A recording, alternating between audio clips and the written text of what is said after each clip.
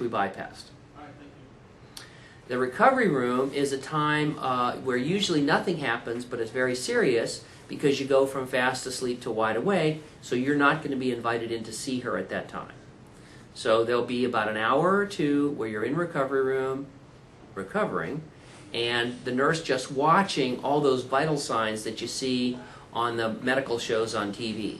So you'll have an electrocardiogram, you know, boop, boop, boop, and you'll have a blood pressure monitor, and you'll have an oxygen monitor. The oxygen saturation in your blood will be measured, and that's critical, especially in heavy people who've had anesthesia. And we'll measure all those things until the anesthesiologist and the nurse have declared that you're back. Okay? When you're 100% back, they pull off all the monitors, and they roll you upstairs in your bed to the 4th floor. And that's when Mom will be able to see you, and that's usually 2 hours after I've talked to you. Sometimes it's an hour, and then depending if we're full on beds, it can be 3 hours, but that's roughly 2 hours. Once you're upstairs, you can be groggy for a while. You can have some pain. You can have some aches and pains. Usually it's mild. If you have pain, what should you do? Talk to nurse. Take your pain medicine. Push a button. Right. Okay. Right.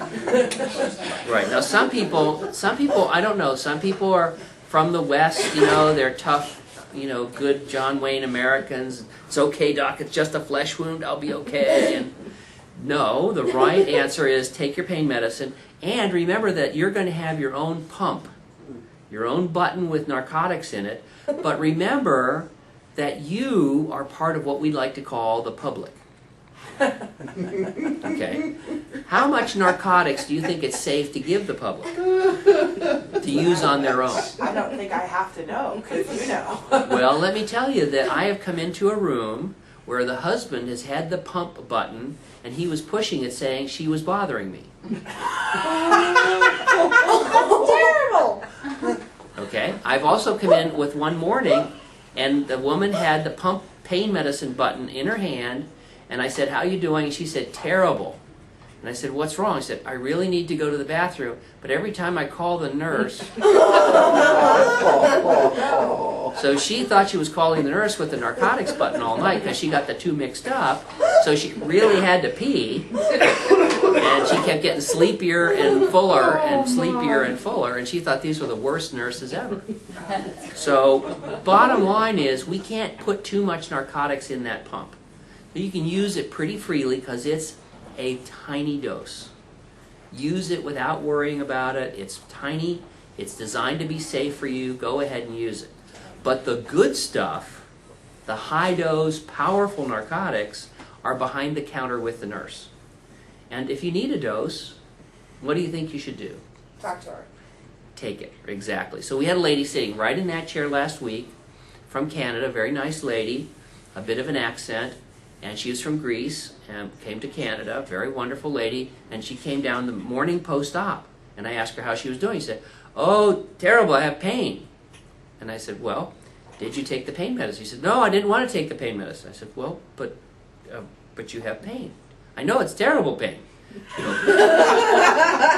"Well, what I would like you to do in the future is to take the pain medicine." "But I have pain." I said, "I know. Well, what I was kind of hoping is with the pain, you could take some pain medicine." So we did that back and forth several times. And the people who were watching clinics started laughing. You could see them typing, you know, everybody saying, "Take the pain medicine, take the pain medicine." So number one, you can have pain.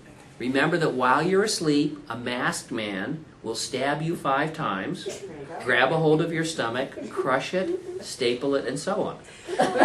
Say crush. What do you mean crush it? Did you see the pictures?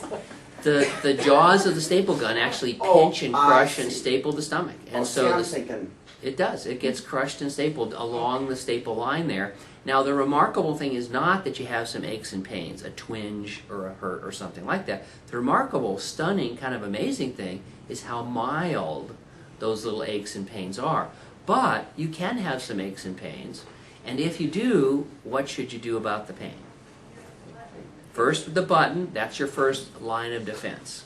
And second is the good stuff called Dilaudid, a powerful narcotic, which also has the side effect of causing euphoria.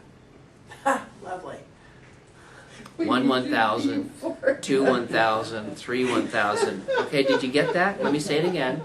One of the side effects of Dilaudid is it causes euphoria. So don't hesitate if you're uncomfortable to take a dose. You're not going to get it for long.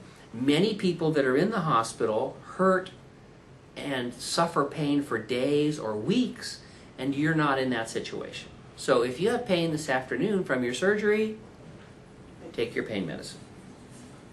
But I have pain. I go, well, please take your pain medicine. Yes, ma'am. Can you give me and Liz operator privileges? We both had to refresh. Okay. Thank You got it. And you got it. you. Thank you. Good. Yes. I'm going to do this in a few months, so do you discuss with each patient in the operating room how much they want to lose, and if they don't want to be teeny, but so that you can No, we make a discuss that judgment? now if you want to discuss Oh, it. okay. Yeah. In the operating room, I'm going to be busy and you're going to be asleep. Okay. It's a poor time to start a discussion. It's going to be kind of very You've one-sided. already talked to him about that. I figure I'm normal. You figure you're normal.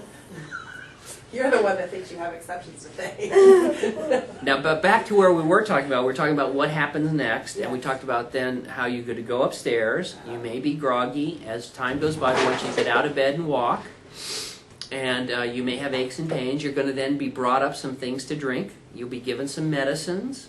Remember, for all of your medicines, don't take them all at once. Don't take them all fast. You have a new baby, traumatized, injured stomach. Yes? Kim too. Okay. Sorry. We That's all had okay. to refresh. Sure, no problem. Thanks.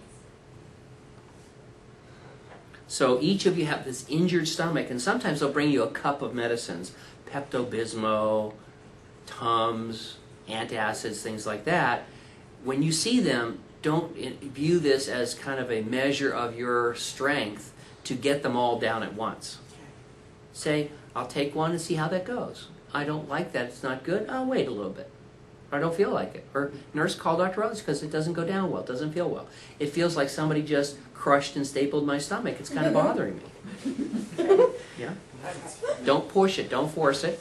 And so you're going to take your medicines, you're going to have something to drink, little bits, baby steps, and remarkably, within a few hours of surgery, you'll be walking and drinking and taking your medicines. You'll be back to your old self. You may have some aches and pains, you can have some nausea. Another word for nausea is upset stomach. It's hard to imagine a more upset stomach than one that's just been crushed and stapled and sewn on. Okay? So, if you have nausea, what should you do? Call the nurse because we have nausea medicine. So the lady who had pain, she goes, oh, and I was very nauseated. I said, well, did you tell the nurse? No, I was very nauseated. I said, well, but you're making me look bad here because we have medicine that can help with that. And it's not surprising if you grabbed a hold of your stomach that you would have a little bit of a queasy stomach, an upset stomach, or some nausea. That's usually mild. It usually passes quickly. But again, we have medicine for it if that's needed. Then the evening goes by. A lot of times you're kind of awake during the night because the medicine has made you sleepy during the day. So get up and walk a little bit. You'll be able to pass your urine. Sometimes you have trouble passing your urine because the medicines that we use to dry your mouth in preparation for the surgery can make it a little difficult. Usually that passes as time goes by. And then we'll see you tomorrow morning with the patients who are having surgery tomorrow. Why do you want my mouth dry during surgery? We want it dry, not particularly for the surgery, but for placement of the breathing tube. When we place the breathing tube, there's a few moments when you're fast asleep and your normal reflexes, which protect the trachea from mucus and fluid and things in the back of your throat from going down the wrong pipe. And during that few moments, we want to protect you, and so we want less gunk, less saliva and mucus and things like that. So we give you some mouth-drying medicines ahead of time, and post-operatively, you're going to complain. You're going to say, boy, my mouth is really dry, and we say, that was us. Okay. So that's kind of what to expect.